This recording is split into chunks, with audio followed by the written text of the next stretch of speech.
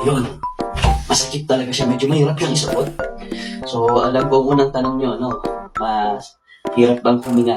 Hindi naman, no?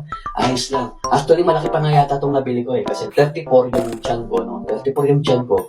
XL to. So, I think dapat ang binili ko large.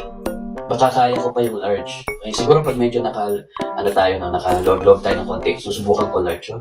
Ayan, so ganyan po siya, ha? Ganyan mangyayari. So, yung dating busog, ngayon, medyo busog na lang.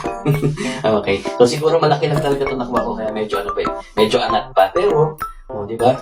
Kahit pa paano, somehow nagkaroon ng forma yung dodo mo. Okay, mas na-impose yung yung dibdib mo. At saka, medyo nag-flatten, no? Kahit konti, no? Kahit konti, medyo nabawasan, no? Yan po siya. So, di ba? So, tamang-tama ngayon, no? Recognition Day. Pa-summer time, marami tayong lakad.